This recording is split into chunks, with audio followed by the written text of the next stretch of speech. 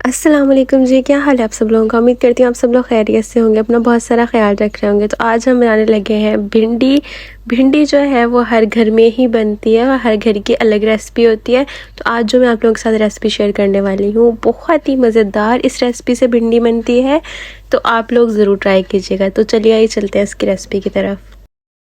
भिंडी को हम वॉश करके ड्राई होने के लिए रख देंगे। जब भिंडी ड्राई हो जाएगी तो हम भिंडी को कुछ इस तरह से कट कर लेंगे। आप चाहें तो छुरी की मदद से कट कर लें, आप चाहें तो जिस तरह से मैं सीज़र की मदद से कट कर रही हूँ इस तरह से कट कर लें। इसके छोटे छोटे जो हैं वो पीसेस करने हैं, बहुत छोटे भी नहीं करने और बहुत बड़े भी नहीं करने, दरमियाने साइज़ के हमें इसके पीसेस कर लेने हैं। सेम मेथड से हमने भिंडियाँ कट कर लेनी है। अब हम कट करके इनको साइड पे रख देंगे। अब हम यहाँ भिंडी के मसाले की तैयारी करते हैं। इसके लिए मैंने 5 से 6 अदद जो है वो प्याज लिए हैं। प्याज़ों के छिलके अच्छे से निकाल लिए हैं और अब हम इस तरह से इनको स्लाइस कर लेंगे। बहुत ज़्यादा बारीक स्लाइस नहीं करने हैं और ना ही बहुत ज़्यादा मोटे करने हैं, दरमियाने स्लाइस करने हैं। इससे ये होगा कि भिंडी के अंदर जो प्याज हैं वो थोड़े से खड़े खड़े से ही अच्छे लगते हैं, ज़्यादा ब्राउन नहीं अच्छे लगते हैं। बस हमने ट्रांसपेरेंट करने, तो इसके लिए हमें प्याज जो है वो बिल्कुल लाइट स्लाइस चाहिए। इसके लिए मैंने टमाटर लिए हैं। टमाटर यहाँ पे मैंने तकरीबन 2 अदद लिए हैं। इनको भी मैं स्लाइस कर लूँगी। टमाटर स्लाइस करके हम साइड पर रख देंगे। इनको भी हमने बारीक स्लाइस करना है और अब हम हरी मिर्चें कट कर लेंगे। हरी मिर्चें आप अपने टेस्ट के हिसाब से ले सकते हैं। मैंने 3 से 4 अदद लिए हैं और इनको भी मैंने इस तरह से छोटा छोटा चॉप कर लिया है। ऑयल गर्म हो चुका है। अब हमने जो प्याज स्लाइस करके रखे थे वो हम इस ऑयल के अंदर ऐड कर देंगे। 1 चम्मच हम इसके अंदर ज़ीरा ऐड कर देंगे साथ ही। अब हम चम्मच की मदद से अच्छे तरीके से इन सारे मसालों को मिला लेंगे और हम प्याज को ब्राउन होने तक भून लेंगे। प्याज ब्राउन हो गए। अब हम इसके अंदर 1/2 चम्मच हल्दी का ऐड कर देंगे।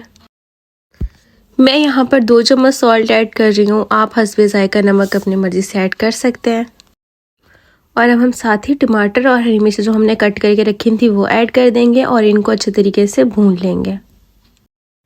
2 चम्मच के करीब मैं इसके अंदर लाल कुटी मिर्चें ऐड कर रही हूँ। आप अपने टेस्ट के हिसाब से ऐड कर सकते हैं। और अब हम मसाले को अच्छे तरीके से मिक्स कर लेंगे, भून लेंगे।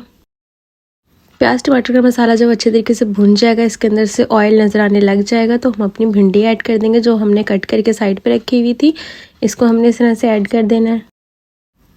यहाँ पर हमने फ्लेम जो है वो मीडियम रखनी है और भिंडी को मसाले के अंदर अच्छे तरीके से मिक्स कर देना है।